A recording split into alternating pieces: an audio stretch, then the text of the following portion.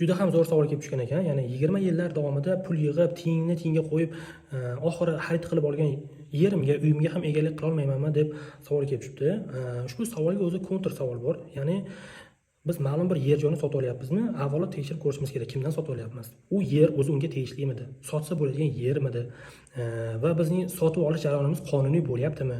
Barcha mana shu aytib o'tilgan harakatlarni tekshirib ko'rib, qonuniy qilgan taqdiringizda bu oldi-sotdini davlat tomonidan himoya qilinadi. Ya'ni mulkni siz qonunga rioya qilgan holatda xarid qilib oldik va o'ziga yarasha soliq to'lovlari bo'ladi. O'sha to'lovlarni to'laganligimiz sababli ham davlat himoya qilishi mumkin edi. Lekin aksariyat holatlarda ba'zi bir holatlarda to'g'ri tushunamiz, ya'ni huquqiy bilim yetishmaganlikdan bo'ladi. Ba'zi bir holatlarda shunchaki bo'lib ketadi degan ishonch bilan o'zi sotishi mumkin bo'lmagan shaxsdan yer o'zi o'sha shaxsga o'ziga ham tegishli bo'lmaydi. Juda ham ko'p holatlarda pulni to'lab og'zaki kitobda kelishib olamizda, keyinchalik u joyga uy quramiz va keyin mana egalik huquqini olamiz degan paytda kadastr organlari bu joyga kechirasan, bu joy senga tegishli emas, bu joyda uy qurish mumkin emas degan da'vo bilan chiqadi, ya'ni huquq muhofaza qiluvchi organlar.